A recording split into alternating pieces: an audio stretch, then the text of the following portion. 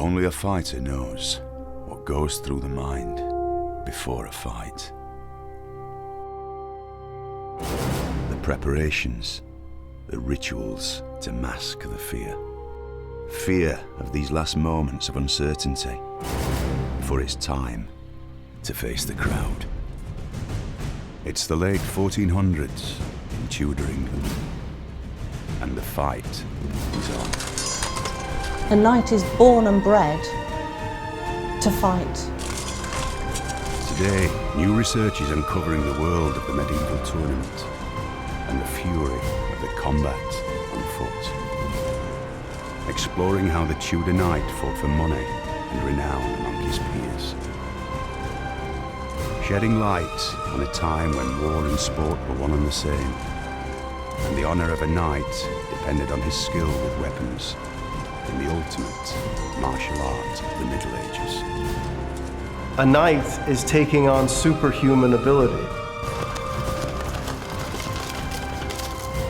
The disfigurement and scars were terrible, and obviously a sign of great experience. They are wearing their armours and weapons of war, and they're dying just as in battle.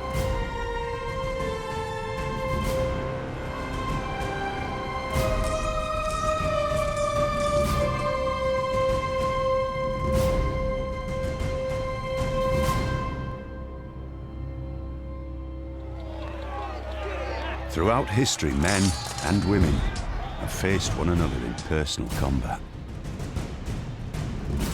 At close quarters, one-on-one, face-to-face. They fought for honour, to settle bitter disputes, for prowess, to prove courage and skill, and for sport, to win glory and respect. From the pageantry of the medieval tournament ground, through the deadly rituals of duelists on the field of honour, to the savage backstreet arena of the bare-knuckle prize ring. It's these worlds that Fight Club explores.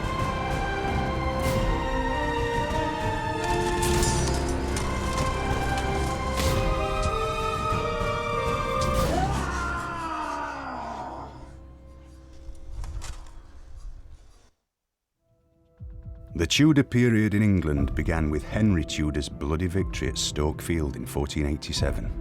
It brought to a close decades of terrible civil war, known as the Wars of the Roses, and the new king was crowned Henry VII. The tourney, or tournament, was the ultimate martial arts competition throughout the medieval period. It was confined to the upper levels of society, the knights. Only wealthy aristocrats could afford the vastly expensive armour, weapons, and retainers needed to take part. A knight has huge cultural importance. He's not just a warrior, he's a lord, he's a leader of men, he's a symbol. He's a heroic symbol. Karen Watts is Senior Curator of European Armour at the Royal Armouries in Leeds. She's one of the country's leading experts on the study and conservation of armour throughout history. But it's the iconic medieval knight that sparked her interest right from the start. I grew up reading an awful lot of accounts of chivalrous deeds as a child. And I was taken to the Tower of London, and there they were, these knights, actually, as though they'd stepped out of the pages of, of all of these great chivalric romances of an Arthurian legend. And so I connected with it. They were actually men from the past right here in the present with me. Originally based at the Tower of London, the Royal Armouries is Britain's oldest museum and is among the oldest anywhere in the world. It houses the UK's national collection of arms and armour, one of the largest in existence, with more than 70,000 items. Well, the amazing thing about armour is that it is material culture. It's so much better than just simple written archives that are descriptive and will give you a certain amount of information. The objects talk, and the whole thing that I am aiming to do is to get those objects to speak to me.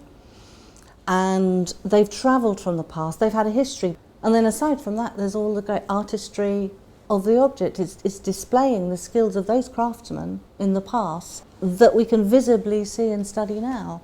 So it's sculpture in steel as well as being a piece of bodily protection. It's completely functional. Ivan Williams is a sculptor and artist. He's been studying arms and armour for most of his life, and he's fascinated by the skill and craftsmanship of the people hundreds of years ago who produced them. It's an almost completely forgotten art. As a designer and artist, the most inspiring thing in life, you realise, is nature. Everything around you is so much greater than anything we can ever make ourselves. Animals evolve to be certain things in certain environments, to defend themselves, to be able to move, fly, swim, whatever. Armour evolved to protect people. It's just like growing a carapace over yourself, and it's made by another craftsman to fit you. It's tailor-made. It has to function. It has to be also strong enough to stop penetration of sharp and pointed weapons. And at the same time, follow the fashion of the day. Ivan Williams has come to the Royal Armouries to meet with Karen and find out more about the way armour was made, and see for himself some of the most important surviving pieces in the world.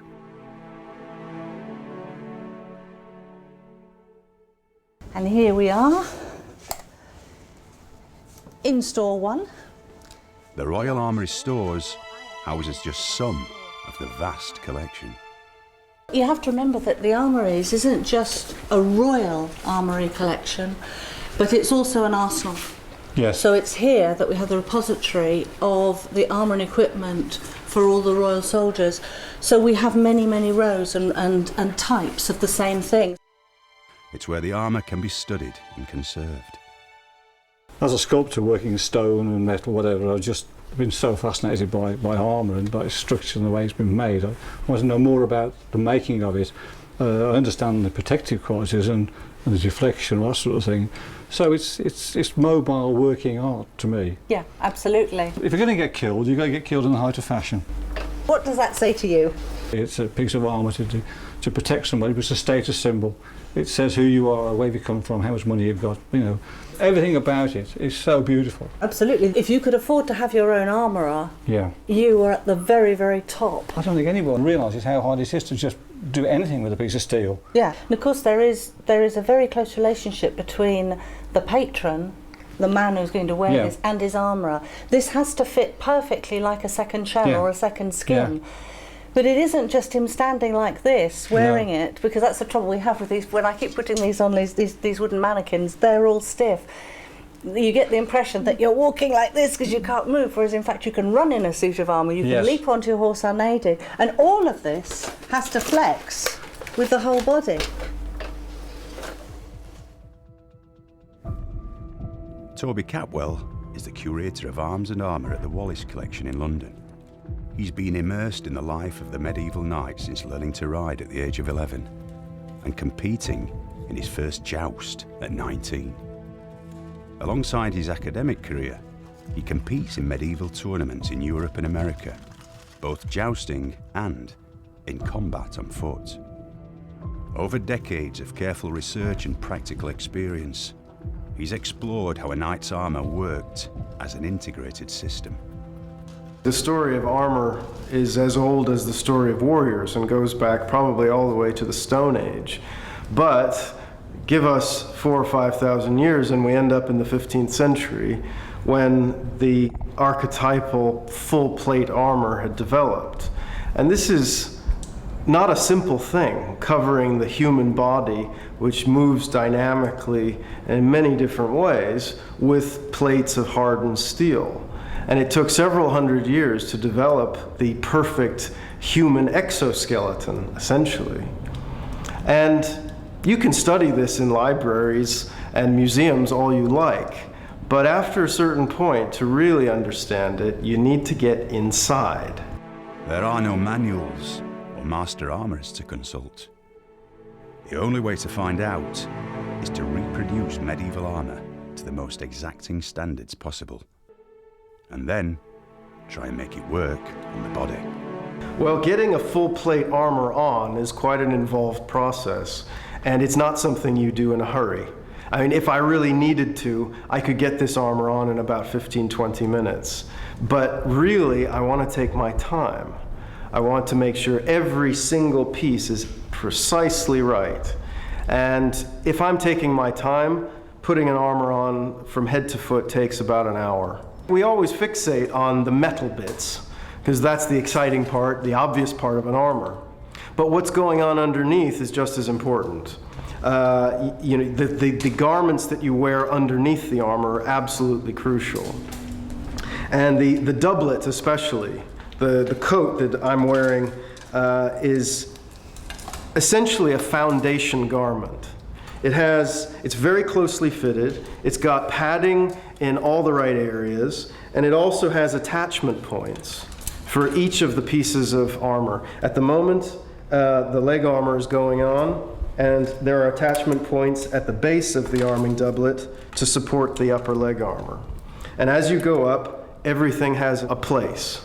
So you haven't got all the individual elements of the armor sliding around all over the place. They click into place, they strap on, they tie on, and are kind of mutually supported. All knights would be aware of the culture of chivalry that surrounds them as a warrior class. And they'd all be aware of what was important, what was thought of as being important. Not only being a virtuoso fighter, but also being elegant, being graceful, having manners, and never, for example, showing that you're in pain. This is fine-tuned stuff. You have to have it tuned just perfectly. You can see here you've got around the knee, there's an articulated joint. And that articulated joint moves perfectly with my articulated joint. And if this plate is either slightly too high or slightly too low, the joint in the armor doesn't match up with the joint in Toby, and it stops working well. I start getting uncomfortable, I start getting upset, it stops working as well as it should, and the whole thing starts to fall apart.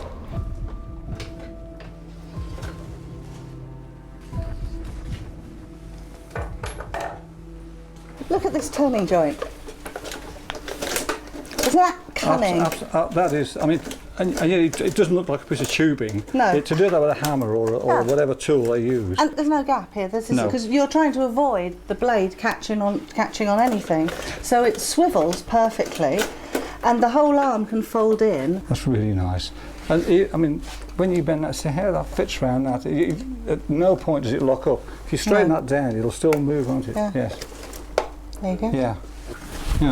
So that to actually sort of work out how it's metal to sort of leave, to do that rollover, because that goes right the way around and around the back from what I've seen of them, and it's really quite chunky metal.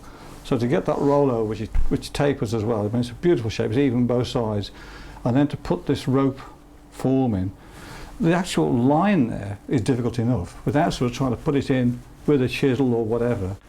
And to get it on, it's a twin line as well. It's been cut in. It's absolutely beautiful everywhere. Nothing else but admiration. I just wish I knew how they did it.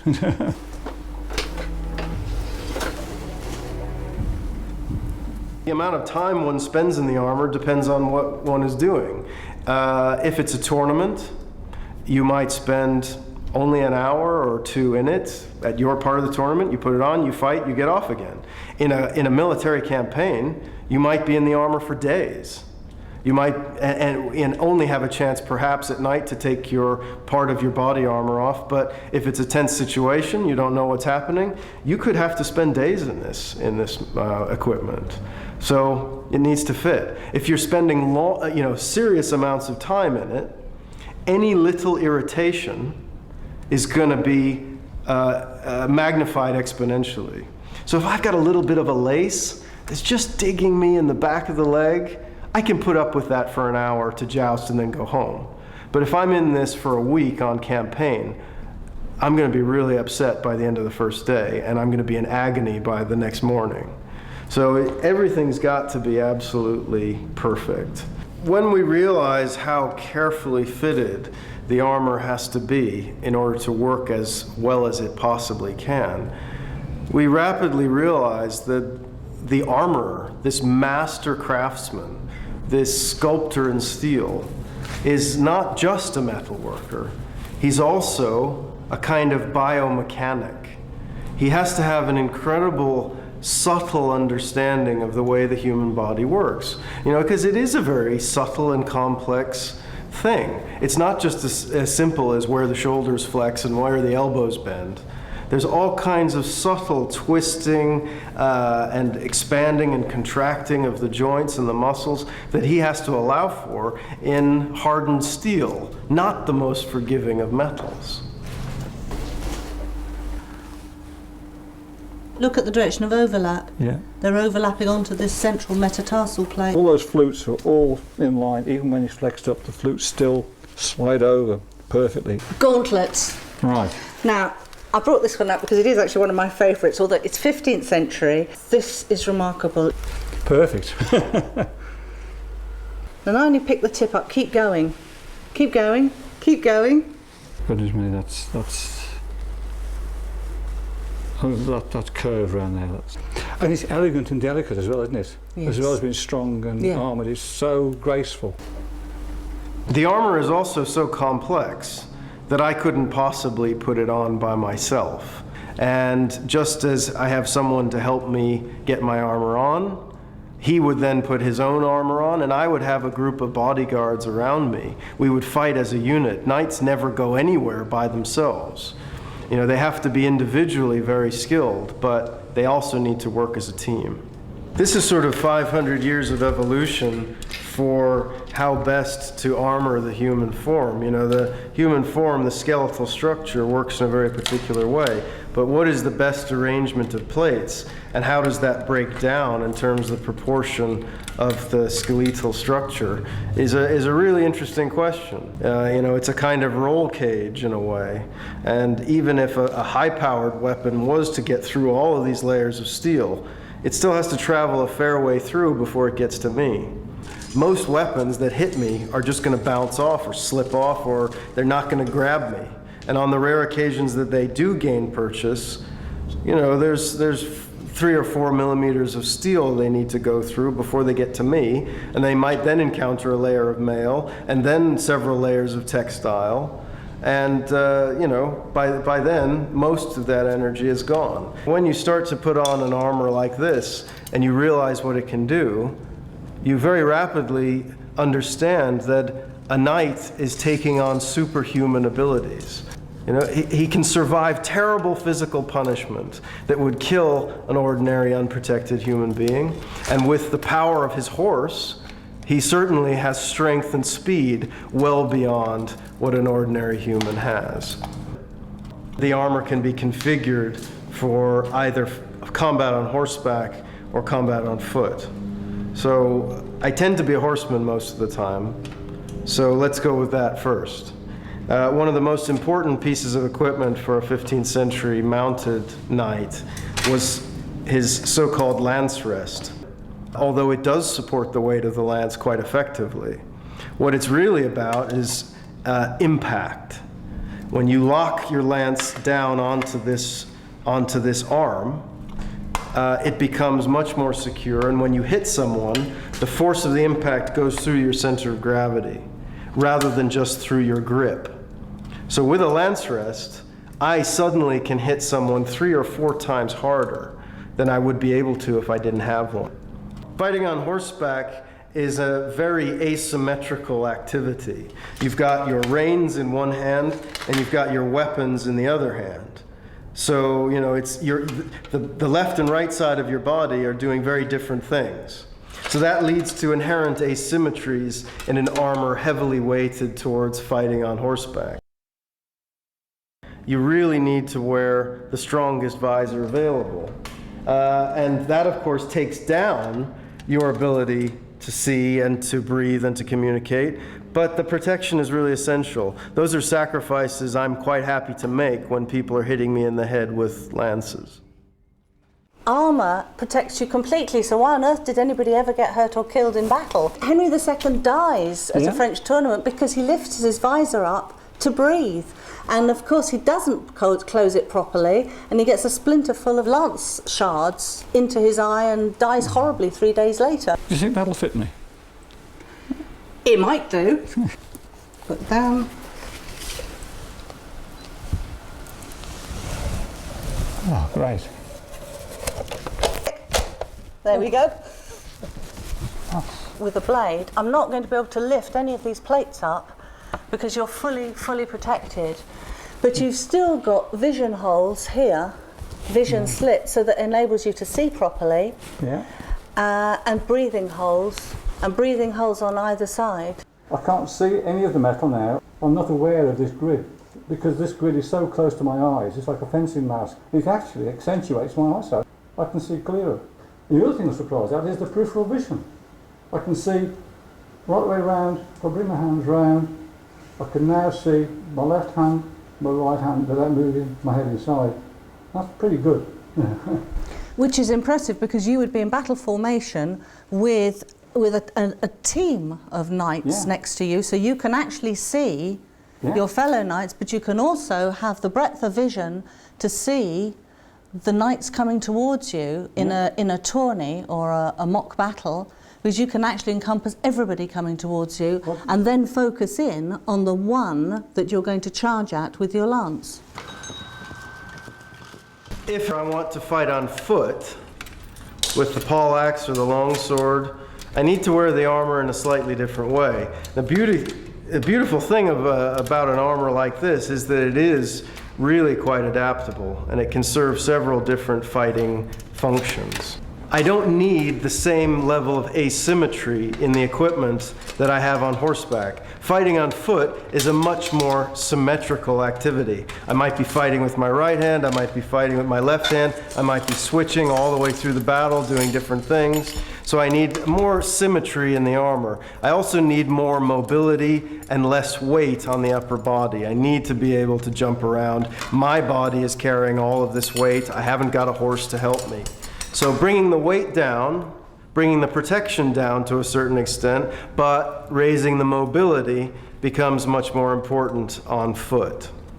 So we can use the same helmet for foot combat, but to optimize my fighting ability, we're going to put a different visor on that is specially conceived for fighting on foot in particular. So it's giving much better visibility. It's covering the face in quite a different way. I can breathe much better in this helmet because I'm going to be breathing harder jumping around on foot. Men change when they wear armour. There's something about the way that they suddenly will stand and hold themselves. There's certainly immense belief in their invincibility. You can't be a knight in armour unless you are immensely aggressive and have immense self-confidence, immense physical strength, and the knowledge of how to use that physical strength to its fullest capacity. They will have been trained from the age of 7 onwards in how to wear the armour and move in the armour, because you can do all movements in armour, but you do have to learn how to roll your shoulder round so that you don't lock your shoulder defence inside your breastplate. You have to learn that the breastplate is pressing against your chest, so you need to breathe deep in the diaphragm. You're overheating, so you have to learn how to take a number of controlled breaths all the time. You're in this steel shell that is, on the one hand, protecting you, but on the other hand is constricting you. They have to know how to overcome all that and believe and know precisely how they can move and fight. With the armour working as an efficient system, it's time for the next stage. Torbay has to be able to fight in it. The sword has many advantages. It's a powerful cutting weapon.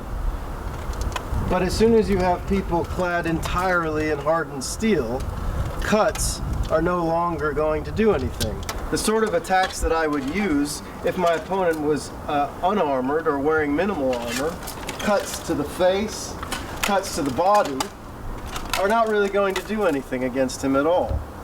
And a sword can be adapted for fighting in armor, but it has to be used in a very different way. Very often you read about what was called half-swording technique, where actually you're shortening a long sword like this and gaining much more close, very specific control of the point. And the reason to do this is so that you can get in the gaps of the armor, into the face, into the underarms, prizing between the plates rather than trying to pierce them themselves. You know, the center of a knight's armor, certainly in an Italian armor like this, is crossbow proof, it's longbow proof, and it's very frequently firearm proof. So you're not going to get the point of a sword through it. When you're considering the gaps that might present themselves in an opponent's armor, sometimes the armor responds in some quite interesting ways. For example, if I was going to try and get between the plates on Dom's chest and his neck, if I'm trying to go underneath there, I hit the stop rib that's been applied to the breastplate. They're expecting weapons to be sliding up, and they get caught on this applied plate under there. So at the last minute, the armor has saved him from a lethal thrust into his throat. Even if this stop rib were to fail, he's still got a couple layers of mail under there as a last-ditch attempt before I get to him. There were different weapons used in the combat on foot. Swords, sometimes spears or javelins. The most fearsome form of combat in the tournaments involved the Poleaxe, or more correctly, the Poleaxes. It's important to say something about the word itself. This is Poleaxe, P-O-L-L-A-X-E or A-X, not pole. It's not a pole weapon, it's a pole weapon. It's a head axe. What that term actually means is probably somewhat debatable. It's been explained by saying, well, it's a weapon for cracking people's heads, but actually you do a lot of other things with it. It could be explained simply because it's a very long axe as opposed to a wood axe or something. It should be as high as your head, so maybe that's the derivation of the word. It's hard to say. And a lot of different heads can be integrated into a weapon like this. This one, for example, has an axe blade combined with a long, sharp fluke on the back, and of course the top spike. It's a strange kind of multi-tool in a way. Whereas another very common variant is to retain that long curved spike, but instead to have a hammer head, a crushing weapon on the other side. The axe blade, again, though more useful than a sword blade, is probably of limited value against a fully armed knight. So switching it round to the beak is probably, if you want to hurt someone, probably the thing to do. A lot of the best and most effective poleaxe fighting technique spends most of its time with the cue, or the tail of the axe. If I'm blocking a blow, I can then use the leverage of the axe to push my opponent over. If it's a tournament, push him out of the ring. If it's a battle, push him down on the ground. The popularity of tournaments in Britain varied throughout the Middle Ages. In times of famine or plague, they were less common, and during wartime, it sometimes flourished. It often depended on the king. Under the warlike Edward I, Hammer of the Scots, tourney became extremely popular. The tournament was good training for war. These are martial games, and the way that war is fought is with mounted knights on horseback with their lances couched under their arm, passed over their horse's neck, and you pass left side to left side. And it's a team. It became a team sport because war is lines of mounted knights charging against each other. Certain knights would gain in power and dominion through their reputation on the tournament field. William Marshall did that. He was a minor knight who became one of the most powerful men in England because he was successful on the tournament circuit. But right at the beginning, they are wearing their armours and weapons of war, and they're dying just as in battle. So they're banned and prohibited. There's a number of edicts that are led out by kings and popes, banning tournaments. However, the French carry on fighting with, in the same way and having tournaments, and it's noted that they are actually braver in battle and more successful.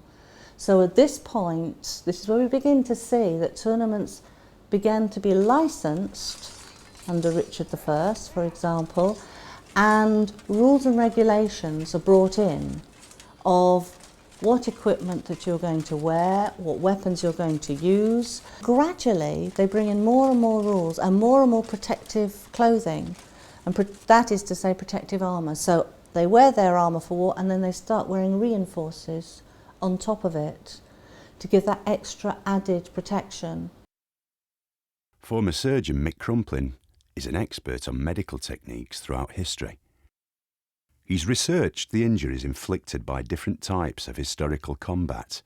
I would love to have done a post-mortem on a lifetime soldier in medieval times. I think you would probably find a lot of healed broken bones of the arm and wrist and even the hands, and obviously injuries around the head and neck. If you're hit by a blade or anything on the face, there was no accurate suturing, so the disfigurement and scars were terrible, and obviously a sign of great experience. No doubt a spike would go through plate armour. It would, with sufficient force, I'm sure, but a lot of metal protection presumably dented, and you got enormous contusion injuries inside. And in the head that would be a problem, because although you can not have a skull fracture, you can inflict enormous damage on the soft jelly-like brain, because in normal consistency the brain is very soft, and if it gets shaken about and jarred, what we call contre-coup injury, in other words you get hit on one side and the brain rams against the other side of the skull, you get tremendous internal disruption on a microscopic level which impairs function. There are certainly records of people getting broken bones, which I think is the most common, when plates and limbs can be prized apart on arms and legs, which is often the case. Then there are some very severe limb injuries are the most common. The Wound Man is quite remarkable. It's unique in showing the various types of ghastly wounds that can be inflicted on both military and civil people. And it underpins the kind of basic teaching that surgeons had of the kind of wounds they had to treat, because obviously the effects of each type of wound were different on the sufferer. So you had contused wounds, which really means bruising and soft tissue damage, but the tissue surface remaining intact. Then you have lacerated wounds, where, for instance, a cannonball or a shot will pass through your tissues and leave bits hanging around, and it's torn into you. And then you have punctured wounds, which are inflicted by sharp pointed weapons, such as the long sword. And then you have the slashing wounds, which inevitably mainly fall around the head and neck. So these are the four types of wounds that we're familiar with in combat. In the early years of the 16th century, tournament fighting was on the wane. Yet the arrival of King Henry VIII in 1509 turned its fortunes around. Physically strong and athletic, Henry was the epitome of the fighting monarch. He trained in the knightly martial arts all his life and was himself a keen competitor at tournaments. Yet he also knew their usefulness politically, in cementing alliances and displaying prestige and power to would-be rivals in Europe. The era of medieval tourney reached its zenith under Henry VIII. In 1520, he staged the greatest ever known. For a few days, a quiet area of rural northern France was transformed. Incredibly glorious, wonderful, spectacular tournaments were held all the time and had been from the 14th century through to the 16th century. We have a very interesting and tight diplomatic and political situation.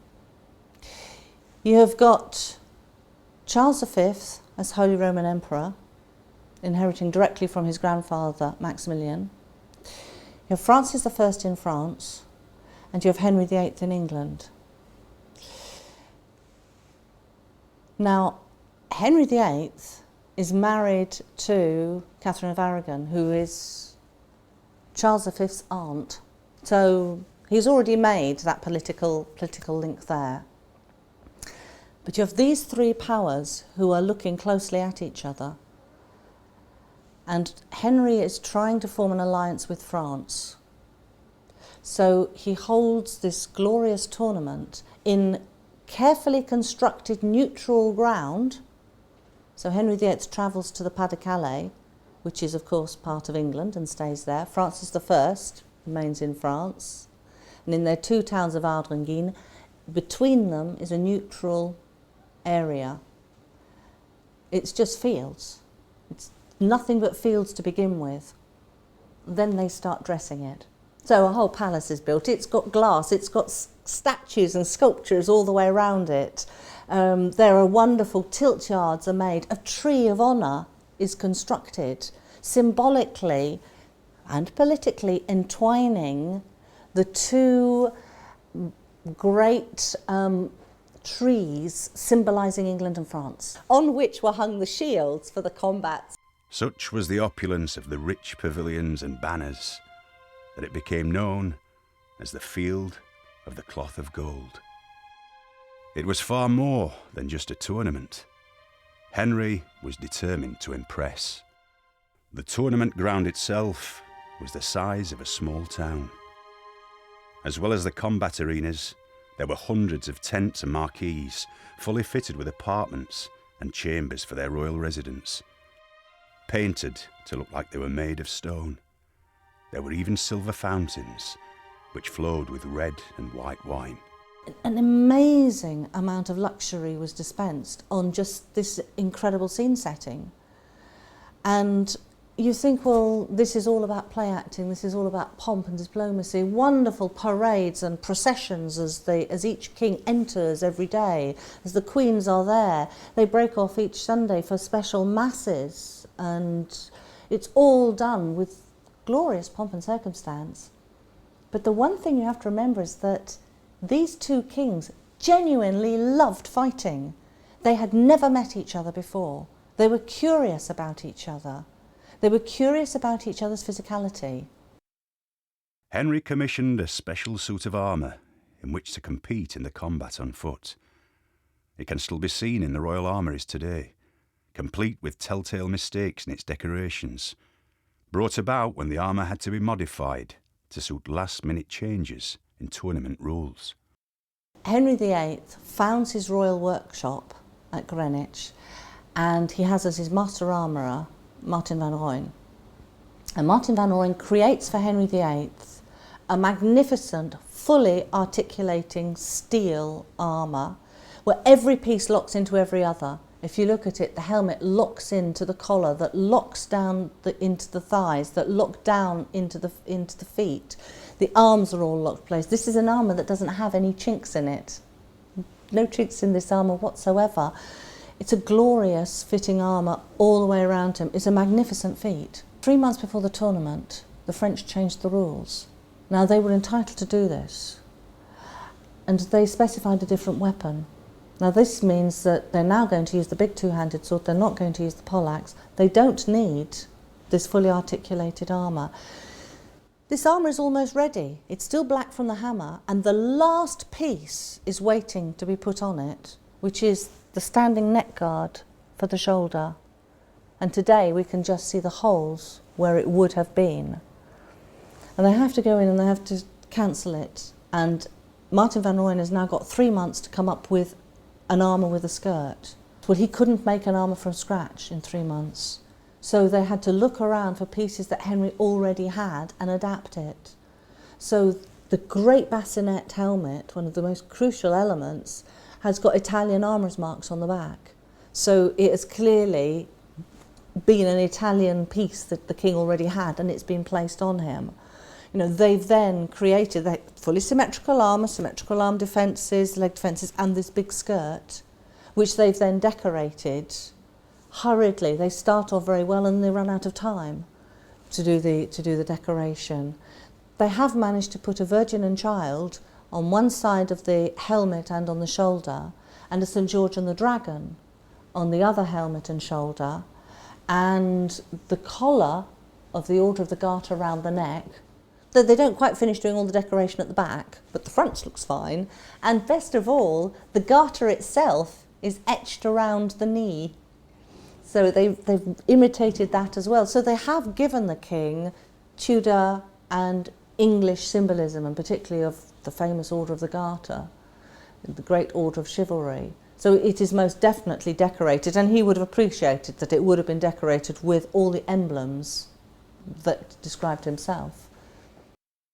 Both kings would have fought each other, except that at the Field of Cloth of Gold it was carefully arranged that neither king would fight each other. They would fight knights from each other's court, because they would have gone for it for real. One king would have lost, and there'd been an immense loss of face.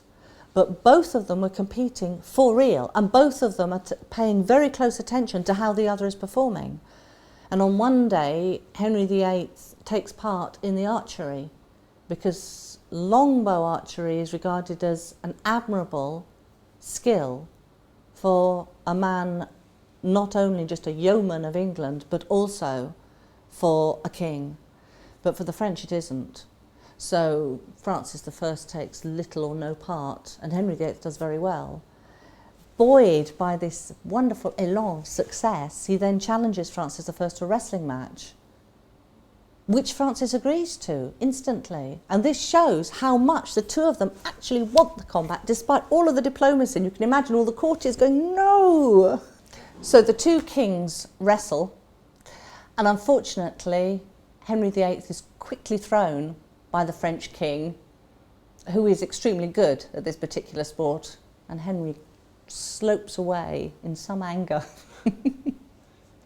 Nobody has ever asked me who won the Field of Cloth of Gold. It was deemed that many individual knights had done extremely well, particularly the kings. I mean, genuinely, those two kings did joust and fight extremely well. There's no doubt about it. It went down in history as the most magnificent tournament ever held. The Great Spectacular marked the beginning of the end of the era of the medieval tourney. Tournaments continued after Henry's reign, even into the early 17th century, yet none was ever as memorable as the glittering Field of the Cloth of Gold.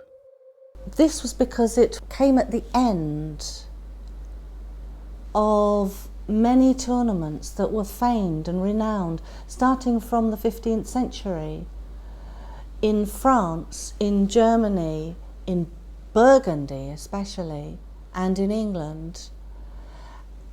And they had each been known for one thing or another thing, and stories were told. And somehow, in everybody's mind, the best ever was the Field of Cloth of Gold. That became the epitome of all tournaments and was recounted and told. And Edward Hall produced a chronicle in which he described everything in lavish, glorious detail, all the costumes, what the horses were, the feathers, the wine, every single detail. And people talked about it and recounted it for not just the few years that passed, but for decades that passed, for this next century that passed. An extraordinary thing is that it still holds sway today. As the era of gunpowder took hold, the role of the armoured knight on the battlefield diminished, and so in turn did the tournament of arms. Now, hundreds of years later, the medieval knight, armed with sword or lance, remains a symbol of the far-flung times of the reign of chivalry.